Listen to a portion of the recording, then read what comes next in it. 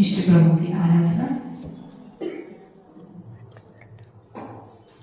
ओम नमो हरिहंताणं। ओम नमो हरिहंताणं। ओम नमो सिद्धिसिद्धाणं। ओम नमो सिद्धिसिद्धाणं।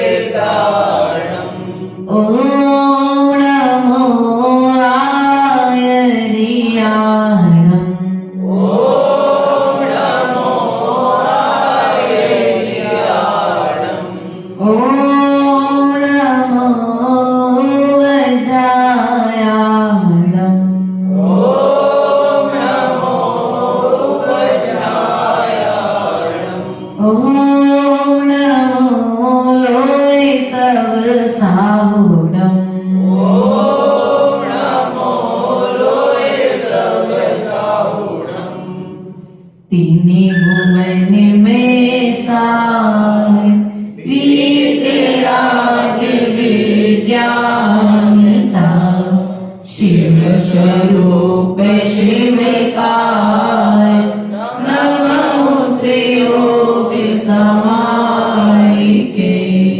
बोले अनंतानंत सिद्ध परमेश्वर भगवान की जय। देवादिदेव मूलाय चित्तमणि पार्श्वनाथ भगवान की शासनायक भगवान महावीर स्वामी की आचार्य भगवंत कुंदकंद स्वामी की आचार्य भगवंत व्यास संग जी विशुद्ध संग जी विभव संग शिव महाराज की छेड़ाला ग्रंथ राज की हरिकम सिद्ध श्री महाराज की जय। हरिका संघ की जय। प्रिय बंधुओं, अपना विषय चल रहा था निर्जरा कैसे होगी। तो पंडित दौलत राम जी ने कहा निराकुल हो जाओ, निर्जरा हो जाओ। अर्थात जो कार्य जिस समय पर होना है वो कार्य उसी समय पर होगा। तुम्हारे आकुल व्याकुल होने से वह कार्य समय के पूर्व नहीं। पुरुषार्थ करना श्रावक का कर्तव्य है। उस कार्य को संपन्न करने के लिए उस कार्य के योग्य साधन जुटाना श्रावक का कर्तव्य है। लेकिन पुरुषार्थ करने के बाद में, साधन जुटाने के बाद में भी यदि कार्य की सिद्धि नहीं हो रही है तो इतना समझना चाहिए कि उस कार्य का अभी समय नहीं है। लेकिन इस लाइन पर विश्वास बोल तो डॉक्टर साहब के पास गए, बहुत सारी दवाइयां करवा ली, बहुत सारी जांचें करवा ली और उसके बाद में भी रोग का शमन नहीं हो रहा है। अब क्या होगी? आकुलता। हमने तो सबको दिखा लिया लेकिन पता नहीं वो बीमारी का इलाज ही। तो भैया जो कार्य जिस समय पर होना है उस समय पर होगा। तुम्हारे आकुल व्याकुल होने से कोई भी कार्य संपन्न होने वाला। पुरुषार्थ करने तक हमारा कार्य है, उस कार्य को करने के लिए साधन जुटाने तक हमारा सामर्थ्य है, उसके पश्चात में हमारा सामर्थ्य नहीं है। इसलिए यदि निर्जरा करनी है तो निराकुल हो जाइए। निर्जरा कुछ किए बिना भी निर्जरा हो जाएगी। आकुल व्याकुल होकर के हम कर्म का बंद करके संसार में भटक रहे हैं। इसलिए प्रिय बंधु, कल पंडित दौलत राम जी ने कहा था कि आकुलता से सहज होकर के यह जीव क्या कर रहा है? अपने ज्ञान को अज्ञान में परिवर्तित कर रहा है। अर्थात जो दुख देने वाला है वह अज्ञान है और जो सुख देने वाला है वह ज्ञान। अर्थात आकुलता मतलब अज्ञान, आकुलता मतलब विकल्प अर्थात अज्ञान, निराकुलता अर्थात ज्ञान। कुछ जीव होते हैं घर में देखना बहुत शांति प्रिय होते हैं, हो जाएगा काम, शांति से हो जाएगा। पुरुषार्थ की ओर अपना ध्यान देते हैं अखिलेश भैया, लेकिन ज्यादा हड़बड़ाते हो जाएगा। थोड़ा धैर्य तो रखो, लेकिन जिनको धैर्य नहीं है ऐसे जीव कर्म से बंध करके संसार में भटकते रहते हैं प्राचीन। इसलिए संसार से यदि भटकना बंद करना है, संसार को रोकना है, तो इस व्याकुलता को छोड़ो। हम साक्षात उदाहरण किसी और का क्यों दें, हम अपना ही देते हैं। जब 2014 में नागपुर में चेकअप कराया भैया, तो डॉक्टर ने कहा आपको अल्सर है। ठीक है, अल्सर है, अब आपको ये चीज त्याग कर दो, ये दवाइयां खानी पड़ेगी, वो दवाइयां, बहुत सारे उसने लिस्ट, अपन ने उस लिस्ट के अनुसार जो अपने सम्यक साधना के अनुसार जो साधन हो सकते थे, अपन ने उनका पुरुषार्थ कर लिया। वो अल्सर का प्रकोप 2022 तक बहुत ज्यादा था। पुरुषार्थ करने के बाद में भी कार्य की सिद्धि नहीं हुई, लेकिन पुरुषार्थ करना छोड़ा नहीं। और एक दिन ऐसा आया, आचार्य गुरुदेव ने कहा कि बेटा इतने बीमार हो, आर्य का दीक्षा कैसे लोगे? हमने कहा आचार्य जी हम पुरुषार्थ करेंगे तो पुरुषार्थ अर्थात पुण्य करेंगे तो पाप अपने आप क्षय को प्राप्त। जहां पर 4 कदम चलने के लिए डॉक्टर मना करते थे, आज 20-20, 25-25 किलोमीटर चल लेते हैं। क्यों? क्योंकि विकल्प नहीं किया। और जब तक विकल्प था कि मुझे ये बीमारी में कैसे आगे जीवन व्यतीत करूंगी, और जब ये विकल्प छोड़ दिया तो अपने आप जीवन निर्वाह। इसलिए कुछ कार्य समय आने पर सिद्ध होते हैं।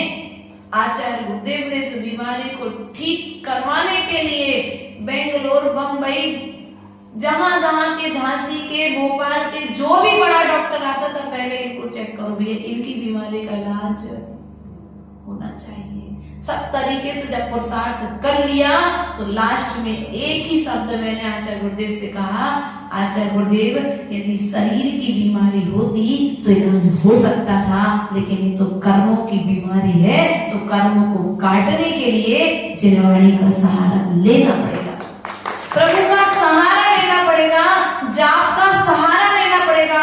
और वास्तविकता में जैसे हमारे शैलेश भैया है ना यहाँ पर, ऐसे ही हमारे पंकज भैया वकील बांसवाड़ा में है। हम जाएंगे और अगर आप मिलाने का अवसर मिला तो मैं आपको मिलवा भी दूंगी।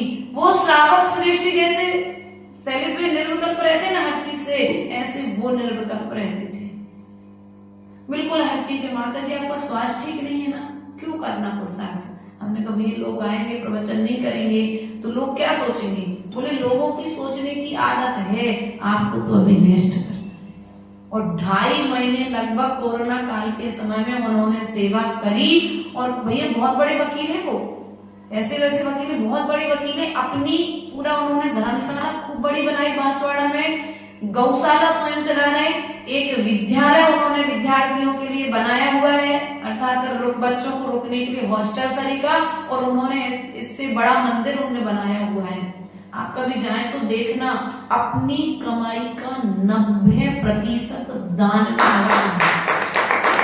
90% दान में सेवा में लगाते हैं। 10% तो हमने कहा 10% की छूट, बोले वो इसलिए जब तक गृहस्थ हैं, पत्नी है, 2 बच्चे हैं, तो उनके पालन पोषण के लिए इतनी व्यवस्था तो हमें जरूरी है। तो जितना जरूरी है उतना हम रख लेते हैं, बाकी जिनालय की सेवा में, इन बच्चों की सेवा में, और गौ पालन में उन्होंने गौशाला स्वतंत्र के लिए, ऐसा नहीं कि कोई सरकार से लेते हैं, सरकार से ही फंड मिलता है गौशाला के लिए। उन्होंने बताया, मुझे मालूम नहीं था, तो माता जी में किसी सरकार से फंड नहीं लेता, मैं स्वतंत्र से चलाता हूँ। कम से कम अपनी माता की तरह गौ की सेवा तो।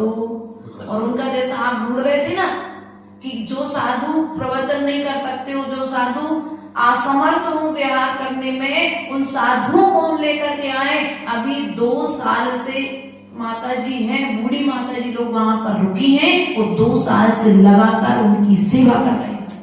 स्वयं पति पत्नी चौका लगा रही है, वो स्वयं आहार कराते हैं।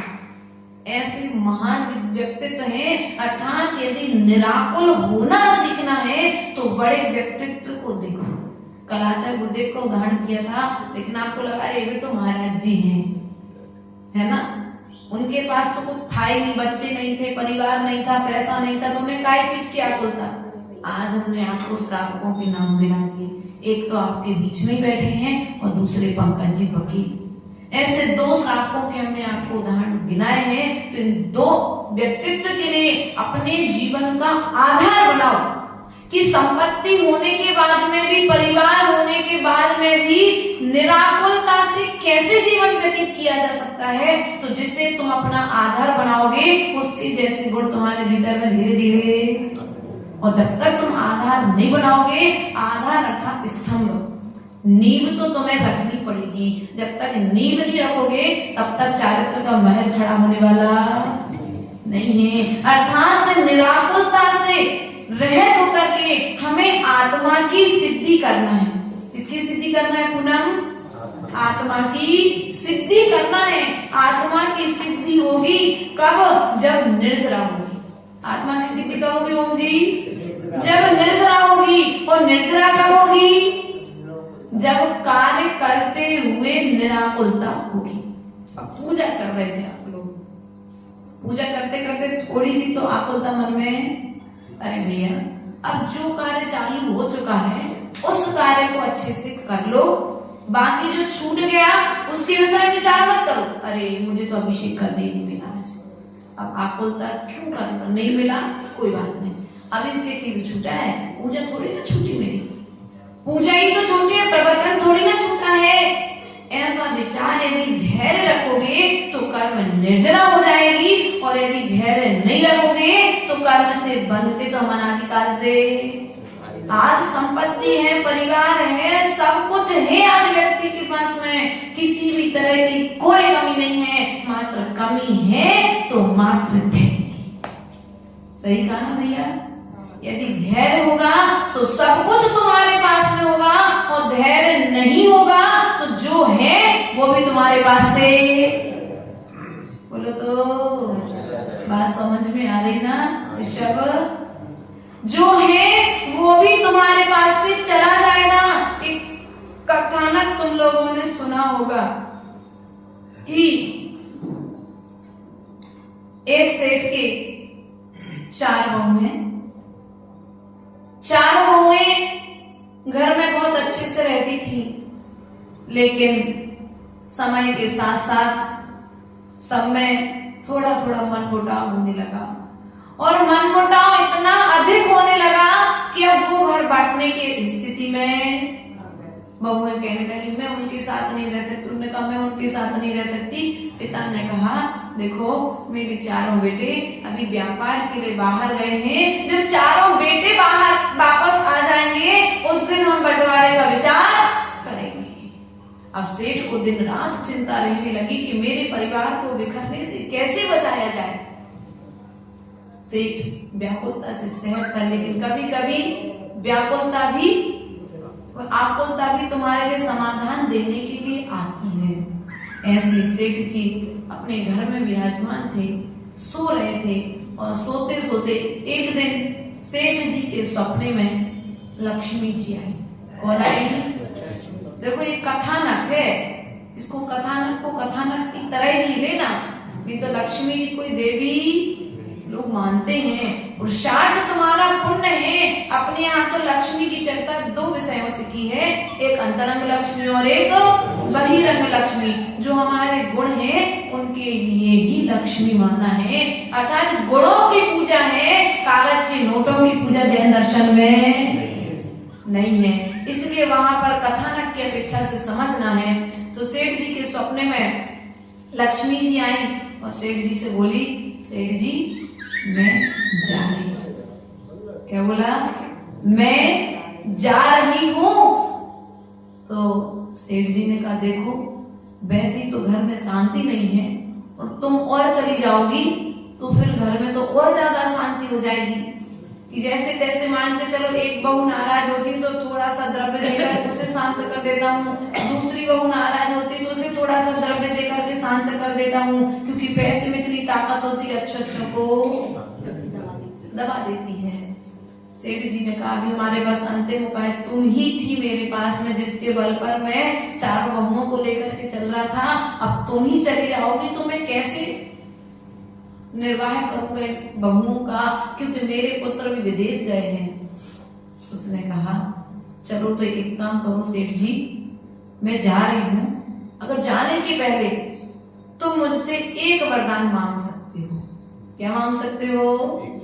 तुम्हें जो चाहिए तुम एक वरदान ऐसा मांगो जिससे तुम्हें जीवन में कोई तकलीफ ना हो। सेठ ने कहा कि मैं क्या मांगू, मेरे पुत्र मेरे पास में नहीं है, संपत्ति मेरे पास भरपूर है, मैं क्या मांगू। सेठ जी सोच नहीं पा रहे थे और सोचते सोचते उनकी नजर नींद खुल गई। और जब नींद खुली तो उन्होंने अपनी चारों बहुओं को बुलाया। और उन्होंने जब अपनी चारों बहुओं को बुलाया तो बहुओं से पूछा बेटा आज आप सभी से मैं कुछ विचार विमर्श करना चाहता हूँ, अर्थात मैं आपसे बात करना चाहता हूँ। उनके स्वास्थ्य आदि के विषय में पूछा, शांति के विषय में उनसे बहुत सारी चर्चाएं की। और करने के बाद जब देखा कि माहौल अब उनके अनुकूल हो चुका है, उनके पलवे पर चारों बहुएं बैठ चुकी हैं, तब जाकर तो उन्होंने अपनी बात बहुओं से प्रस्तुत की। उन्होंने बड़ी बहू से पूछा कि बेटा देखो आज लक्ष्मी जी आई थी और उन्होंने मुझसे कहा कि वो आज अब घर छोड़ करके जा रही हैं और एक वरदान मांगने को कहा है, बताओ मुझे क्या मांगना चाहिए। बड़ी बहू ने कहा एक काम करो पिताजी, अभी तो अपने इस नगर में बहुत सारी जमीन जायदाद है, एक काम करो आप विदेशों में भी जमीन जायदाद, और जब अपने पास बहुत सारी जमीन होगी तो अपन जमीन के माध्यम से विदेशों में भी अपने व्यापार को फैला सकते हैं। जब अपन को इस देश में तकलीफ होगी तो अपन दूसरे देश में जाकर के निवास कर सकते हैं।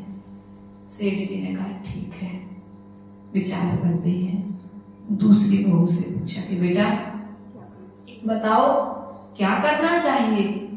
दूसरे ने कहा देखो पिताजी, अब बड़ी दीदी ने जब जमीन मांगने के लिए कहा है तो एक काम करो आप लक्ष्मी जी से बहुत सारा सोना चांदी मांग लेना। क्या करना? अब सोना चांदी मांग लेना तो जमीन पे जब अपन रहेंगे, मकान बना करके रहने लगेंगे तो सोना चांदी मकान में यदि अकेले रहेंगी तो भी तो अपनी इज्जत नहीं बनेगी। जब चार लोगों के बीच में बैठेंगे तो सोना चांदी भी तो दिखना चाहिए मनीष भैया। तो उसने कहा बेचारी का ठीक है विचार करते हैं। तो बोले अपने यहाँ सोने चांदी की कमी मन में उन्होंने विचार किया नहीं है, लेकिन उन्होंने कहा विचार है तो स्वागत तो करना पड़ेगा। भगवान हमने जब विचार मांगा और सामने वाले ने अपना विचार दिया है तो हमें उस विचार का सम्मान तो उन्होंने कुछ नहीं कहा, बोले ठीक है बेटा बैठ जाओ।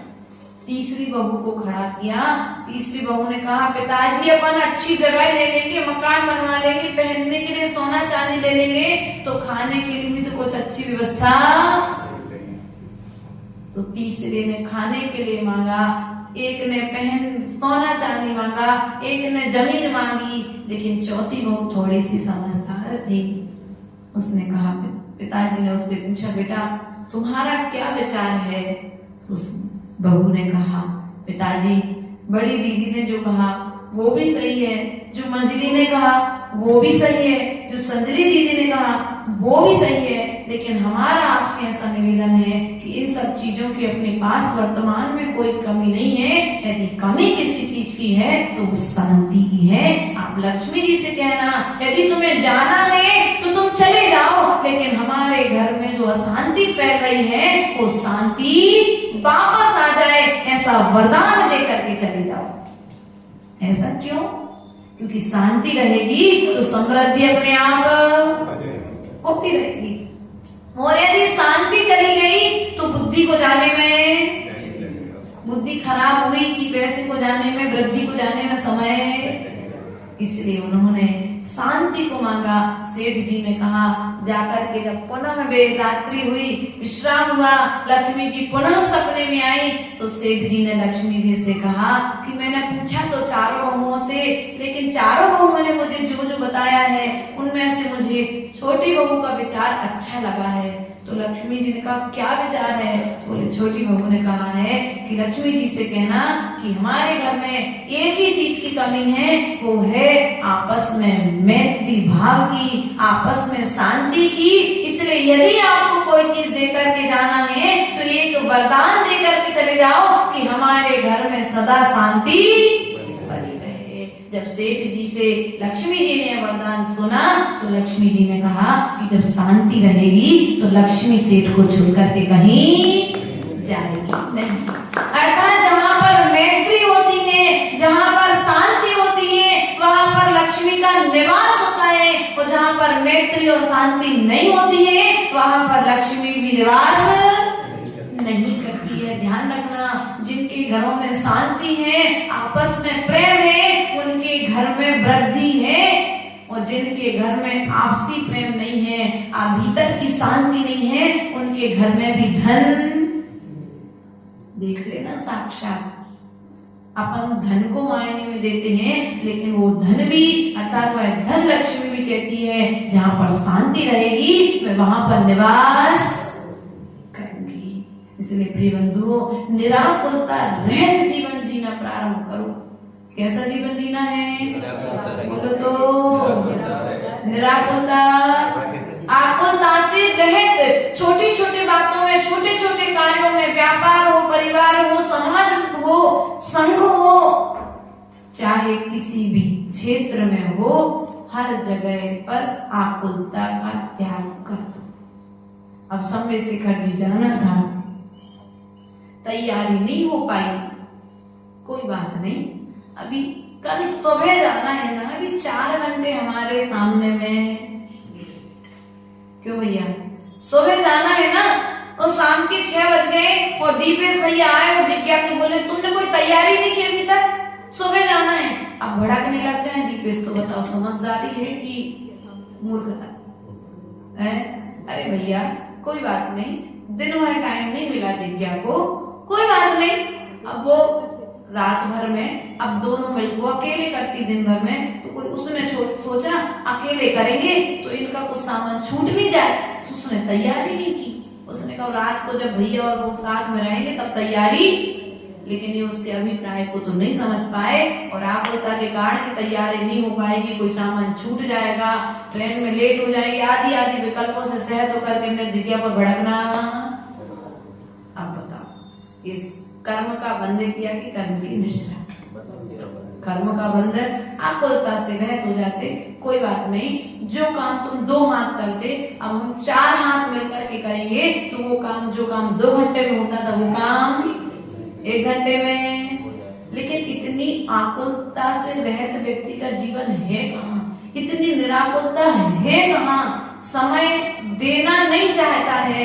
यदि तुम समय पर कार्य कराना चाहते हो तो आचार्य गुरुदेव कहते हैं उस कार्य के लिए भी समय दो।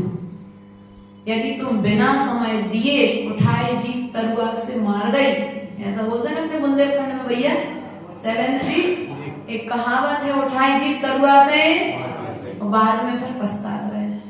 तो भैया बोलने के पहले एक बार इस जीव का प्रयोग भी, यदि तुम्हारे लिए मिली है तो उपयोग भी करो, दुरुपयोग ना हो जाए, क्योंकि यदि तुम दुरुपयोग करोगे तो तुम भी फिर दूसरे के लिए दुरुपयोगी बन जाओगे। अर्थात तुम्हारा भी, तुम यदि इसका उपयोग नहीं करोगे तो सामने वाला भी, अरे भी तो ऐसा ही है, भी तो ऐसे बोलते ही रहते, उनकी तो आदत है।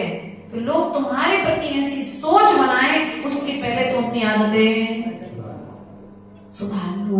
ये कारिका कुछ हमारे लिए इसी तरह से मार्गदर्शन दे रही है। आकुलता से रहित व्यक्ति ही निर्जरा करके मोक्ष तत्व को प्राप्त कर पाता है, और इसके प्रति श्रद्धा न करने वाला जीव ज्ञान होते हुए भी अज्ञानता के कारण दुख को भोगता है।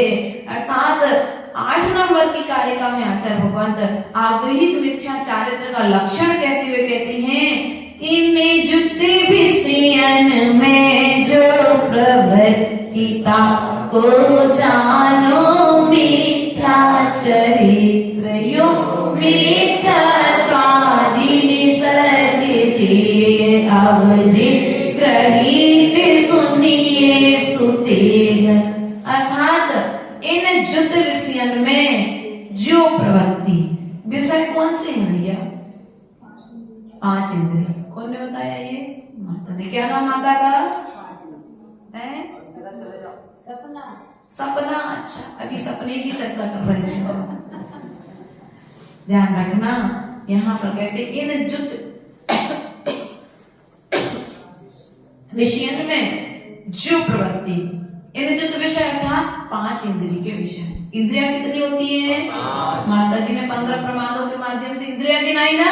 कितनी होती इंद्रिया? कौन कौन सी? स्पर्शन, रसना, घ्राण, चक्षु, कर्ण। अब हम लोग जब बच्चों को सिखाते थे स्पर्शन इंद्रिय में कौन से? वो दोनों हैं, दोनों हाथों को गिनाते। स्पर्शन, रसना, घ्राण, चक्षु, कर्ण। क्रम सीधा सीधा आ गया। स्पर्शन, रसना, घ्राण, चक्षु और कर्ण। अब इन इंद्रियों को कभी तुम भूलने वाले नहीं। अर्थात ये इंद्रियां होती है, कितनी होती है? 5। इन 5 इंद्रियों के निमित्त से व्यक्ति क्या करता है? पाप करता है। किसके निमित्त से करता है? 5 इंद्रियों के निमित्त से। अर्थात यहाँ पर कहते हैं स्पर्शन इंद्रिय के विषय कितने होते हैं? 8। स्पर्श इंद्रिय के विषय कितने हैं? 8 कौन कौन से विषय हैं? तो हल्का, भारी, कड़ा, नरम। हल्का भारी, कड़ा, नरम, रूखा, चिकना, ठंडा, गर्म। हल्का, भारी, कड़ा, नरम। हल्का, भारी, कड़ा, नरम। रूखा, चिकना, ठंडा, गरम। इसके विषय ये पहली इंद्री कौन सी है? अर्थात हल्का, कोई वजन का हल्का कौन जान पाएगा? स्पर्शन इंद्री। भारी है कौन जान पाएगी? स्पर्शन इंद्री। नरम है कौन जान पाएगा? स्पर्शन इंद्री। रूखा है कौन जान पाएगा? स्पर्शन इंद्री। कड़क है कौन जान पाएगा? चिकना है, बोलो तो स्पर्शन इंद्री। ठंडा है, गरम है। क्लियर हो गया स्पर्शन इंद्री का विषय। अर्थात इन 8 विषयों के निमित्त से इस व्यक्ति ने नाना तरह के पाप करके आज तक कर्मों को ढो रहा है। क्या कर रहा है? कर्मों को। एक ढोना होता है और एक करना होता है। ढोने में और करने में जमीन और आसमान का अंतर है। जो ढोना होता है वह व्यक्ति उस कार्य को जबरदस्ती करता है, अर्थात बेमन का कार्य करना। जैसे मान के चलो पीहू की इच्छा नहीं थी पूजा करने की, एक उदाहरण लेना, और पीहू से कह दिया बेटा पूजा कर लो, लेकिन अब वो पूजा तो कर रही है लेकिन भीतर में मन, तो ये मन मार के कार्य करना। क्या करना? मन मार के जो कार्य किया जा रहा है वो धार्मिक कार्य करते हुए भी अर्थात ढो रहा है धर्म। क्या कर रहा है? धर्म को ढो रहा है। और एक खुशी से करना, चलो आज मेरा सौभाग्य है, भले हम 10 मिनट लेट हो गए, पूरी पूजा नहीं करेंगे तो कम से कम स्थापना अच्छे से करके भगवान की स्वाहा स्वाहा वाली पूजा करके आज अभी सौभाग्य मानकर की पूजा। तो ये करना, आज व्यक्ति की स्थिति का क्या है? प्रत्येक कार्य को कर रहा है लेकिन कार्य करते हुए कर्म की निगरानी हो रही है, क्योंकि कार्य को वह भार मान रहा है। क्या मान रहा है? भार मान रहा है। यार चौका को नहीं लगा रहा तो उसको हमें लगाना पड़ेगा। क्यों भैया हंसी आई? सही बात है क्या? कोई नहीं लगा रहा था सो कोई ने द्रव्य की थाली नहीं लगाई सो हमें लगाने पड़ रहे। क्यों पंडित जी? उदाहरण समझना। कोई पूजा करने नहीं आया सो हमें करने पड़ी। अरे भैया तो तुम लोग हंस रहे। कोई ने पूजा नहीं करी तो आज पूजा देखो, इसलिए तो कह रहे पंडित जी के प्रवचन शाम को कराया करो तुम लोग। शाम को पंडित जी के प्रवचन नहीं कराते तुम लोग। देखो कार्य तो करना ही था ना, बोलो शैलेंद्र भैया, ईशान को बेटा कार्य तो करना ही था ना, और जब कार्य करना था तो खुशी से कर लो ना, ढो क्यों रहे? अगर ढोगे तो कर्म की निर्जरा नहीं होगी। अहो भाग्य मानो कि आज कोई पूजा करने नहीं आया, मेरा सौभाग्य है। क्या है? मेरा क्या है? आज सौभाग्य है कि चलो मुझे आज भगवान की अकेले में, सबके साथ में तो विकल्प होता था, आज मुझे अकेले ये कार्य करने, और जब चार के साथ मिल जाए तो भी विकल्पों से रह तो करके करना कि चलो आज मेरा सौभाग्य है कि रोज मैं अकेले करता था, आज मेरे साथ चार लोग करने वाले। लेकिन आज व्यक्ति की स्थिति क्या है?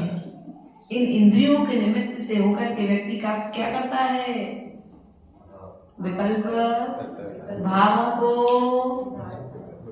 पूरा डिपेंड जैन दर्शन भावों पर है, अर्थात जहां पर भाव पूर्वक की गई क्रियाएं हैं वहीं पर कर्म की निर्जरा है। अब कहो तो भाव नहीं लग रहे तो पूजा छोड़ दे, नहीं भैया पूजा छोड़ो मत। डॉक्टर की दवाई तुरंत असर नहीं करती, 2-3-4 दिन लगते हैं असर होने में। उसी प्रकार से अगर असर नहीं हो रही है तो आप एक काम करो, 15 दिन की दवाई थी, 10 दिन खा ली, असर नहीं हुआ तो दवाई को नहीं छोड़ना नहीं है, दवाई का पूरा कोर्स तो करो, तो अंतिम सीमा तक लेकर के जाओ। जब 15वें दिन दवाई का असर ना हो फिर उसके बाद दवाई चेंज कर दो।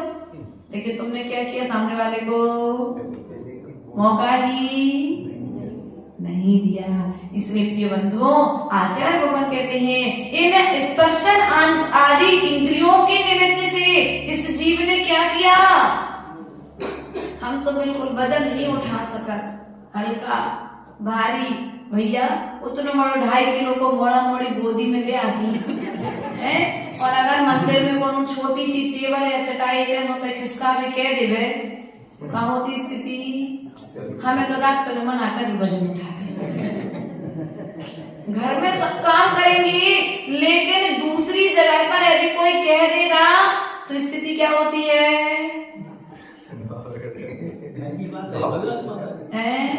वो घरे आए, वही तो पंडित जी कह रहे थे, वही तो परिणाम बिगड़ जात, सुकर्म को बंद हो जात, और हम कर्म से छूटने के लिए मंदिर आए थे और यही आकर के हमने माया चली करी, सो कर्म से बंद करके एक छिपकली घूमती है मंदिर में, उसकी तरह तुम भी। अभी एक कोई है जिसने माया चाली करी जो यहाँ आकर के रहने लगा। अबे तो नहीं बने पंडित जी, अबे वो देख पे आओ। अबे तो देखो ध्यान रखियो, छिपकली तुमसे कह रही है कि देखो हमने पाप करे तो हम मंदिर में रह रहे, छिपकली बन के 24 घंटा तुमसे अच्छे प्रवचन सुन रहे। पंच इंद्रिय है छिपकली, कान है उसके पास में, वो सुन रही है। अब संगी है असंगी उसका भेद सर्वज्ञ जाने। मन से सेहत होगी तो ठीक, और मन से रहत होगी तो असर कुछ नहीं पड़ेगा। बस जैसे पानी गिर रहा है पेड़ पे भरे होने के बाद में कोई असर नहीं होता है। भरे घड़ा में पानी चिकना घड़ा हो, सीधी मामी से पूछो कितने अच्छे प्रवचन करा। हम कहीं आते कि मामी ने तत्काल बता दिया। चिकनो घड़ा, जैसे असंगी जीव है ना, असंगी जीव बिना मन का है तो उसके ऊपर में कितने, जैसे चिकने घड़े पर पानी डालो कोई असर नहीं होता है, तो मन नहीं है तो क्या होगा? चिकने घड़े की तरह आत्मा के प्रदेशों पर उसका प्रभाव तो पड़ेगा, लेकिन उसमें कोई अंतर आने वाला नहीं है। तो देखो आज आप लोग संगी पंचेंद्रिय जीव हो, यदि हल्का भारी कड़ा नरम रूखा चिकना ठंडा और गर्म, इनके निमित्त से, इन 5-8 विषयों के निमित्त से हमने स्पर्शन इंद्रिय के विषयों के माध्यम से पाप भी किया है और पुण्य भी किया है। क्या किया है? पाप भी किया और पुण्य भी किया है। हल्का, कोई हल्का वजन उठाने मिल गया, चलो कम से कम गंदूधर की कटोरी तो उठाने कहा, कम से कम इतनी बड़ी टेबल तो उठाने नहीं कहा, उसमें क्या हो गई? अभी मंदिर की सफाई होनी थी, कुछ इधर उधर होना था, तो हमने क्या कर लिया? विकल्प अपने भीतर में खुश हो गए, कम से कम चलो थोड़ा सा काम मिला। नहीं भैया, थोड़ा मिलता तो भी हमारा भाग्य और बड़ा मिलता तो भी हमारे अंदर सामर्थ्य है। ध्यान रखना, एक सूत्र और जीवन में ध्यान रखना जो आचार्य गुरुदेव सदा कहा करते थे कि जिसके अंदर में सामर्थ्य होती है गुरुजन उसी को उस कार्य की आज्ञा देते हैं। क्या? जिसके अंदर में सामर्थ्य नहीं है उसको गुरुजन आज्ञा भी। और यदि आप सोचो कि हमारे अंदर में सामर्थ्य नहीं है, प्राची और माता जी ने हमसे इस काम का कह दिया, कैसे होगा, तो विकल्प नहीं करना। गुरु ने कहा है ना, तुम उस कार्य को करो तो वो सामर्थ्य उसके रूप, तो वो सामर्थ्य तुम्हारे पास आ जाएगी। तुम समर्थ सिटी में रह रहे हो, अपने आप को किसी भी क्षेत्र में असमर्थ नहीं समझना। कभी भी किसी भी गुरु की आज्ञा को उल्लंघन, अरे यार माता जी महाराज जी ने कह तो दिया है, हमारी इतनी शक्ति तो है नहीं, हम कैसे करेंगे। तो ऐसे कई उदाहरण आचार्य गुरुदेव दिया करते थे। महाराष्ट्र का ग्रुप अपने पास में आया था शिविर में, अपन ने उनका सम्मान भी किया था। वो महाराष्ट्र का ग्रुप क्यों भागता है गुरु के पीछे, इसका कारण आपको मालूम है। जब इनकी सामर्थ्य नहीं थी, आचार्य गुरुदेव 2004, 2006 और 2017 लगभग उस क्षेत्र में आचार्य गुरुदेव ने निकाला, अपना समय व्यतीत किया, साधना की है। और साधना का प्रतिफल ये रहा कि निरंतर 15 वर्ष तो हमको देखते हो गए, और 2006 से लेकर के आज तक भी श्रावक लगभग 500 श्रावक पूरे चातुर्मास में आकर के गुरुदेव के दर्शन करते हैं। क्योंकि अगर 5,000 और 50,000 की पब्लिक है और 5 लाख की पब्लिक है और 500 लोग भी यदि अपने पास में आ रहे हैं, तो 500 लोगों से 50 लाख लोग अपने आप जुड़े ज्वाइंट रहते हैं। इसलिए प्रिय बंधुओं, हमेशा उनके पास में ऐसी कंडीशन थी, जब वे लोग मिलते हैं और हम लोग बोलते हैं कि तुम लोग आचार्य गुरुदेव से क्यों जुड़े ऐसा, तो वे लोग कहते माता जी हमारे पास में ऐसा समय था कि खाने को रोटी भी नहीं थी, सब जो कुछ है आज आचार्य गुरुदेव का दिया हुआ है। आज गजेंद्र जी साहब सीरत साहब के हल्दी का बहुत बड़ा व्यापार है उनका, आज बहुत बड़ा हो गया, उस समय छोटे रूप में था। हमने उनसे कहा गजेंद्र, गज्जू भैया बोलते उनको, हमने गज्जू भैया तुम हर साल आ जाते हो आचार्य गुरुदेव के पास, इतना बड़ा व्यापार छोड़ के। बोले माता जी आज जो व्यापार चल रहे हैं ना, आज उन गुरुदेव की देन है। हमने कहा कैसे, तो बोले जब मेरा व्यापार नहीं चलता था और जब शुरू में मैंने हल्दी का व्यापार किया था, खेतों से हल्दी आती थी, तो आचार्य गुरुदेव ने मुझे एक नियम दिया था, 1 बोरे पर 1 रुपए दान करना। क्या? 1 बोरे पर यदि 100 रुपए का बोरा बिका है तो 100 रुपए के बोरे पर 1 रुपए तुम्हें दान।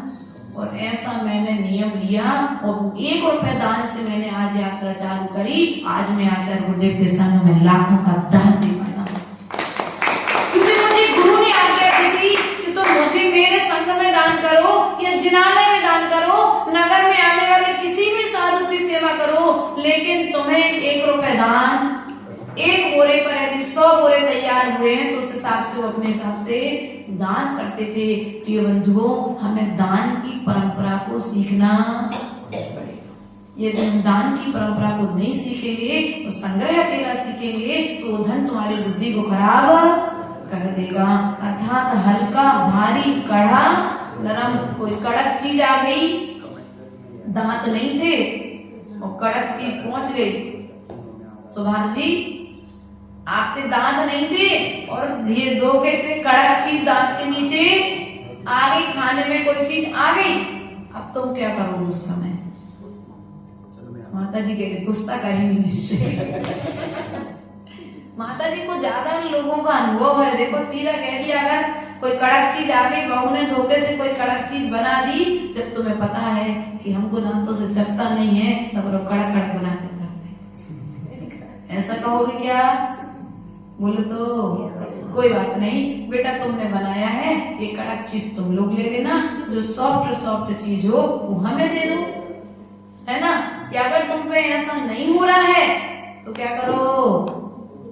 अब रसना इंद्री का विषय यहाँ पर प्रारंभ हो गया है, क्योंकि हल्का भारी तो स्पर्शन इंद्री के निमित्त से होगा, ठंडा गर्म और कड़ा नरम तो स्पर्श रसना इंद्री के निमित्त से प्रारंभ हो जाएगा। रूखा बिना घी की रोटी देकर रख गई या खूब सारा घी, जब तक मालूम है कि हमारे लिए कौन सी बीमारी होती है, घी त्याग कराते हैं डॉक्टर, कोलेस्ट्रॉल कौन सा होता है भैया? कोलेस्ट्रॉल बढ़ रहा है, तब भी तुमने इतनी तले तले आइटम बना के, अरे भैया बनाए थे उनने, सबके लिए बनाए थे, तुम नहीं खाओ, क्या दिक्कत है? लेकिन क्रोध बोलो तो जब तुम्हें खाना भी है और कहना भी है, अपनी इंद्रियों को कंट्रोल में कर लेते तो पाप से बच जाते। इन पंचेंद्रियों के विषय में हम पुनः कल समझने का पुरुषार्थ और प्रयास करेंगे। बस आज की लाइन से इतना ही समझना है, अपने जीवन में धैर्य को धारण करना ही कर्म की निर्जरा का मुख्य साधन है, अर्थात निराकुलता ही निर्जरा का मुख्य कारण है। एक तो दान के क्षेत्र में हमने विषय में आपको एक उदाहरण दिया, दूसरा धैर्य के क्षेत्र में उदाहरण दिया, अर्थात कर्म है बदलेगा। क्या है? कर्म है बदलेगा। जो कार्य करने पर भी यदि परिवर्तन नहीं हो रहा है तो वह कार्य समय पर आने पर होगा। हमारे आकुल व्याकुल होंगे तो उस कार्य की सिद्धि होने वाली नहीं है। चौथा कारण आपको बताया कि आपके लिए अगर धन चाहिए है तो शांति को पहले अपने परिवार के बीच में लाना पड़ेगा। कोई मंत्र से, कोई तंत्र से धन घरों में नहीं आता है। यदि घर में धन आता है तो शांति से आता है, आपस के प्रेम से आता है, आपस के प्रेम व्यवहार से आता है। इसलिए प्रेम व्यवहार बनाइए, धन आपके घर में बरसना प्रारंभ कर देगा। बोले परम पूज्य आचार्य गुरुवर विभव सागर जी महाराज की जय। हरिकम सिद्ध श्री जय। संग की